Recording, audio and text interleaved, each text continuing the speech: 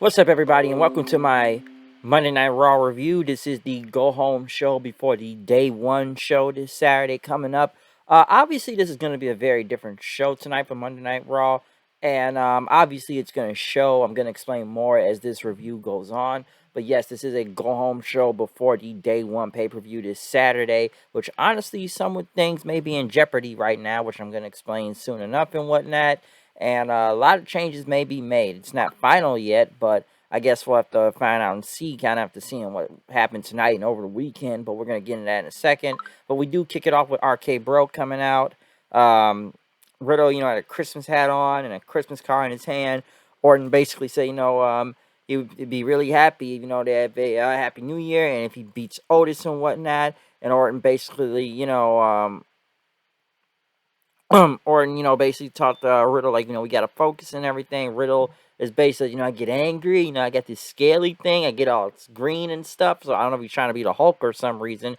And Orton says, you need to get out of the Matrix and whatnot. Obviously, that was a Matrix joke, but, basically, they played the footage from last week of trying to RKO, Otis was not able, but still not able to RKO him. Riddle said, it's like magic. Orton, how'd you get on the big screen, dude? What's a production truck?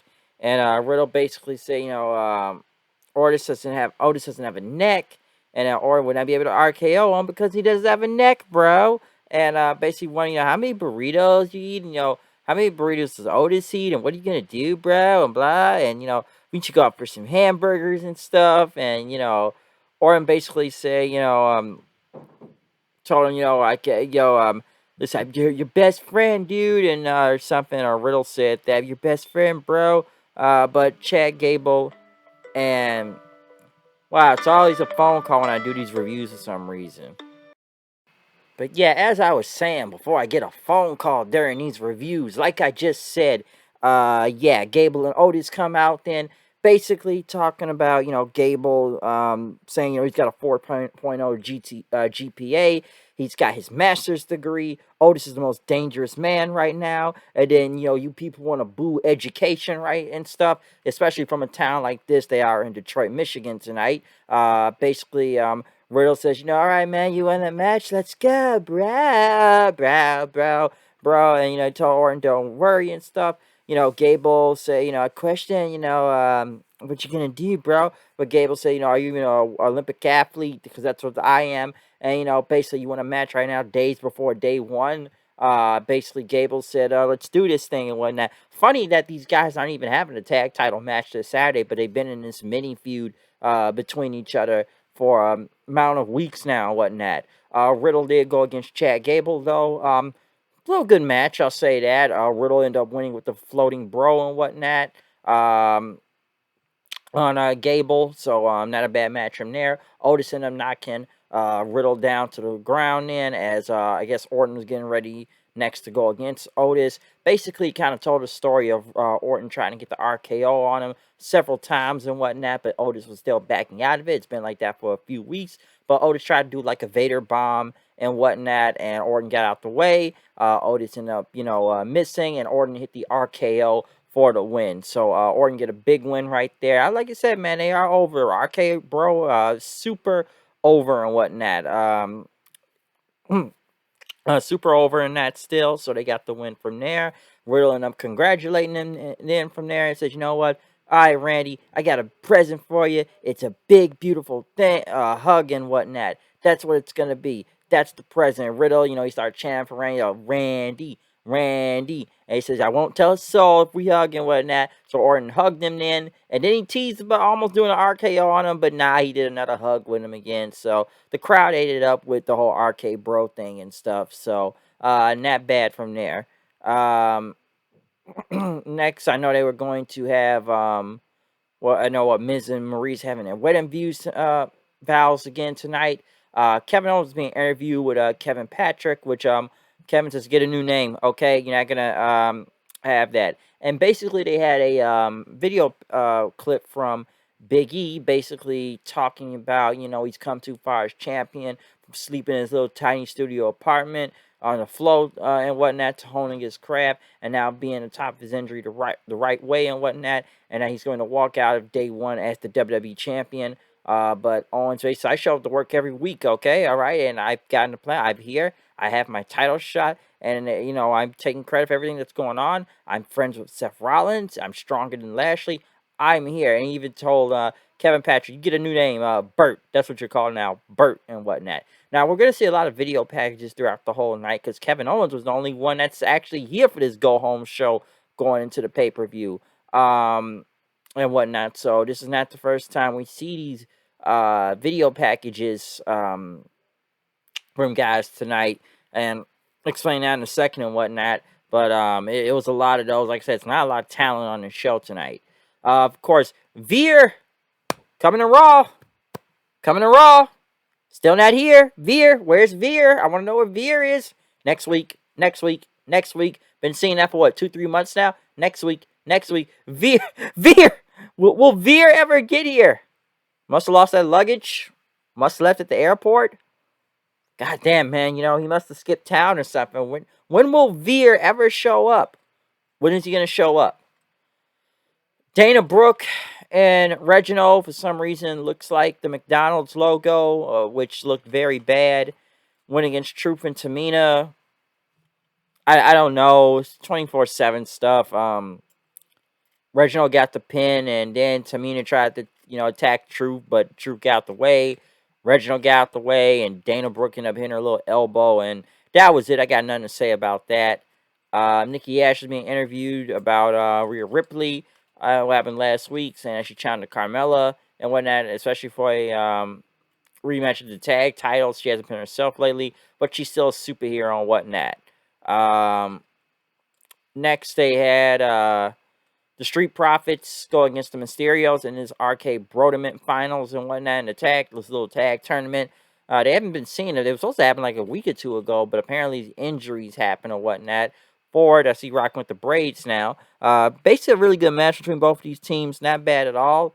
And whatnot. Street Profits end up getting the win from there. So I didn't mind this match. This was actually pretty good and whatnot. I didn't mind that at all. Next, Miz was in the back setting up for his wedding vows tonight. And who was going to be the doing this ceremony and whatnot, this ordained minister and whatnot, and stuff. Eric Bischoff. I'm almost surprised it's not Eric Bischoff in a mask like he did years ago on SmackDown with the whole Billy and Chuck wedding and say 3-minute warning. But Bischoff was here tonight. I didn't expect that. I guess just let Bischoff get his check. I see Bischoff all the time, especially on the internet. Some people wonder whose side is he on, especially when he was basically both, buries both of WWE and AEW, and we've seen Bischoff on both shows, so I'm kind of like, someone say, whose side is Bischoff even really on? But, do I think Bischoff is looking for a job still, as a lot of guys would say? Possibly, especially since he keeps showing up on multiple kind of shows, but then still kind of talk shit about them right after the point, which he's not wrong half the time in burying these companies, but I just kind of be surprised to see Eric Bischoff. It's like, Bischoff's on WWE television 1 minute, now he's on AEW television. But yeah, Eric Bischoff back on Raw tonight. That kind of came from out of nowhere.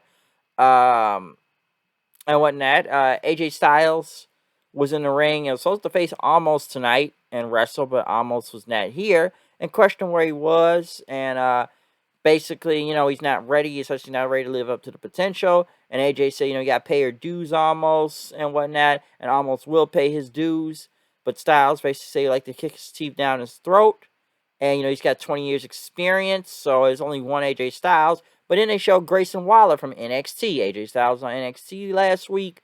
Grayson Waller was on Raw this week, having a sign saying the Grayson Waller effect. Styles told him to come to the ring. And, it's him, Grayson Waller from NXT and whatnot. Which I don't know if a lot of people really knew who he is. Maybe this does give them some type of I don't know, boost in a way, especially putting them on Raw or SmackDown to get people at least to know who they are and whatnot. But Waller said I didn't have to pay dues and whatnot, or you can get under the skin of AJ, and AJ wanted to get in the ring with him. Waller, it says Monday Night Raw, and it feels right, and he'll take AJ's spot. And once Almost is done with him. But Styles said, of course, because, it's where the stars are made right here. And Styles said that Waller isn't a star. And Styles basically talking about, yeah, how about you a Styles clash? Apollo Crews and Commander Aziz came out then. Crews basically saying that AJ's Giant wasn't there, so I guess he was going to, you want to slay Giant, so why don't you accept this challenge? I actually thought it was going to be AJ Styles versus Commander Aziz, but it's only being AJ Styles versus Apollo Crews. I know they're showing Carmella talking about Nikki Ash and him in the back tonight for the tag titles. But yeah, AJ went against Apollo Crews. Very good match, I will say. The spot at the end just looked a little bad because, you know what, AJ, he counted Hurricane Rana and basically, he tried to roll up Crews, tried to go for like a Styles clash, but he kind of did miss the Styles clash a little bit, but he still ended up hitting it anyways and getting the win over Apollo Crews. Commander Aziz checked on him. Now, this is where it kind of got weird. AJ did a phenomenal forearm on him, but then right after, it's like Aziz just kind of no-sold it. He got back up and ran into AJ, and AJ just hit him with a punch, knocking him on the ground. It looked really weird. Like, this guy just took you know, a forearm to the face, and then he just gets back up, and AJ had to hit him on the ground again. That looked really strange to me. Seth Rollins was in this front of his home. Saying he will be at day one this Saturday. Now, Seth Rollins, I know was stuff over the weekend about him, apparently that he may have tested positive for COVID. It never was confirmed by the company or whatnot. Because some say he did kind of say it online yesterday. I don't know if he has in that. It's not like WWE even confirmed it. I know it's been a lot of wrestlers getting COVID around there lately in WWE. I know I just heard this the other day. I know they pulled Roman Reigns off some shows and whatnot, basically for safety reasons, which obviously, come on, the guy's got leukemia, you have to be really careful with him. But I think that it's not a lot of talent on this show tonight, because Kevin Owens is the only one there on Raw tonight that has anything to do with this Fatal 4-Way coming up, but the other three people are not there, and like I said, I know why Seth is not there, due to apparently, testing positive for COVID. So we don't know if he really did, but I guess maybe it is, or I don't know if it's even confirmed. Because if it was confirmed, he probably wouldn't even be on this pay-per-view this Saturday, okay? And obviously, it looks like I said, WWE had a lot of changes going on here tonight. Especially, like I said before, almost isn't there. It's a lot of talent that right there, apparently, due to some COVID scare. Now, it's kind of funny now that what did WWE do hours ago? Apparently announced that they are no longer going to be doing testing talent for COVID, which obviously that's kind of backfiring on them right now and stuff, because look what's been happening in the past 24 to 48 hours. So I don't think you want to, stop doing those testings, okay? I think that'd be a bad idea. All right, so I don't know much about this whole Omicron thing. I'm not gonna act like I don't have the information in front of me, so I'm not gonna even try and act and pretend to explain all of it. I just know that's what's kind of going on around right now, and I'm seeing some things already being shut down, which it's kind of crazy for SmackDown, because SmackDown this Friday, I guess now, is a best of show, and it's supposed to be on FS1, and they removed the FS1 because Fox was going to be doing their New Year's Eve party and whatnot. But obviously that's been canceled now due to, pandemic and whatnot getting bad out here right now. So apparently this shit is low-key kind of getting really bad, to what I'm seeing right now nowadays. So that's probably, answering a lot of questions about a lot of not talents here and what's going on right now. But you know, like I said, it looks like this virus it's kind of fucking shit up again right now. So I'm not saying it's gonna shut shit here and wrestling and close this down, but I'm seeing a lot of stuff getting closed down lately. So I'm just going by what to see right here, okay? But excuse me. But yeah, that's basically what's kind of going on with that. But yeah, SmackDown, that's kind of crazy. They just get canceled, and now Fox is playing some other shows. But yeah, Seth not being here tonight.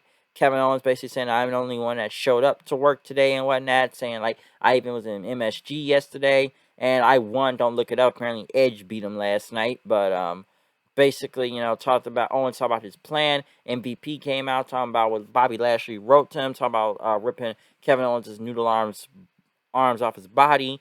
Owens basically says no way he wrote that. All right, but MVP kept reading it, saying it's gonna be utterly terrifying and whatnot and stuff. But Owens I thought it was funny. Owen said, my mom says I'm special and that, and you know, MVP said short bus special, so I thought that was funny. Um, I know they sent Cedric and Shelton Benjamin. I'm thinking it's the Hurt Business and whatnot. And MVP basically say he couldn't take care of business because I'm like, why are you all here? And Alexander said, all right, man, I know you guys are here, okay? Like, get a one can't beat three. You're going to come out here. You want to reform the Hurt Business. And as Lashley, if he wants to reform the Hurt Business, but it's not going to be a Hurt Business, but it is the Hurt Business. And, basically MVP went on to tell, like, Lashley don't need you no more. But, listen, you want to talk business, right? And Owens basically said, like, we all know what you're doing, okay? Just come on, let's do the match right now. So, here's the crazy thing that kind of confuses me. So, the Hurt Business was really never the Hurt Business at this point at all anyways, because Lashley did bring these guys back, right after he kind of lost the WWE title to Big E. So, what was the point in wearing Hurt Business gear? And they've been taking L's ever since. They kind of guessed they did reform or not reform, or they did reform the Hurt Business. Because now it's like, if MVP and them back with y'all, because I'm like, it's the first time they've interacted with each other at this point in a while. So I was wondering, like, these guys are the group. So I'm like, wait, this wasn't even a Hurt Business at this point? So it never was really together? Or was it not together the whole time? It was almost like they've been wearing Hurt Business gear. We've seen them wear the shirts and stuff, and now MVP saying, "Oh no, y'all not in the Hurt Business," but Lashley brought them back. But it doesn't make any sense. So it's like, are they not? Even though they just pretend to job to everybody and whatnot, are they in the Hurt Business or they not in the Hurt Business? It doesn't make sense. Now, now you're reforming it? I thought we reformed it already. Didn't make sense. Kevin Owens ended up beating Cedric Alexander then and Stunner, and then hitting Shelton with the Stunner, so it's not much to say from that. Damian Priest went against Dolph Ziggler, I guess, for the U.S. title. I don't think much of this crowd cared and whatnot, if you ask me. It ended up being a DQ finish anyway, so now the match is going to continue at some point, so get ready for that. Eric Bischoff came out. Big pop, right? The biggest ones of the night. And whatnot. Do this renewal ceremony, talking about this wedding and whatnot. Introducing Miz and Maurice out there. Miz talked to, that current Edge isn't as good as the old Edge and whatnot. Basically talking about Detroit then and stuff. And, they're basically doing their vows and stuff. And, Miz talks about Maurice, how, he didn't speak English back in 2006. So I guess he tried to speak some French out there then. Basically they're just doing all these vows and all this other stuff, and saying that Edge Miz is gonna win this Saturday. Next thing you know, Edge comes out. Then, by the way, Miz did trip up the stairs. I thought that was kind of funny when he did come out making his entrance. But he talked about Bischoff's good to see him, and Edge says, I wasn't here to ruin anything, okay, and stuff. I do my mouth a little, but I'm not here to ruin anything, all right. Because Saturday, I'm going to beat your ass, Miz. That's what's going to happen. You've embarrassed me out here one too many times. But Miz says, I know what you're trying to do. You just want you want to see what true love looks like. And then they start kissing. Edge said, get a room, all right? And, you guys, like I said, you've embarrassed me, but now I'm going to embarrass y'all, all right? But Edge kept looking in the back. They look around. Miz wondering what he was doing. Edge says, I'm just messing with you. And says, oh, this would have to be a white wedding, right? Next thing you know, the Brood's music hit. And then I guess they send the black blood now on the Miz and Maurice before the show closing. First off, why does Miz keep using black blood? I don't get it. Just use red. I don't understand why they keep using black for some reason. It's always cool to see the Brood come back still. But why?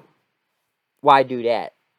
It doesn't make sense. Why even it looks like oil. They don't even like blood. It just look like black blood or oil. It's like Miz and Maurice had an oil change spilled on them. So it doesn't even look like real blood to begin with. I don't know why they keep doing that. But yeah, I look at this show, like I said, it looks like they're trying to do anything. It's not much of a go-home show, but still, given that a lot of talent, we're not here tonight, mostly due to this small COVID outbreak going on. And obviously, the show did show itself tonight with a lot of people not being there. It just kind of it shows you what was going on tonight and what was what was wrong with it. So it was what it was and whatnot tonight. Some people wondering if it's even gonna make it to day one this Saturday with all these other matches showing up, or whoever is tested positive or not. I don't know, but apparently, like I said earlier, this shit must be getting bad out here again. That's what it looks like. All right, and whatnot. So yeah, that's basically what's going on Raw tonight. So other than that, comment, subscribe, follow me on Twitter at HoodNight890. I'm out of here. See you guys later. In peace, and tell me what you think about this show in general for Monday Night Raw. So yeah, check out any other review. That's my end of the year review. Anybody else? So yeah, I'm out of here. Peace.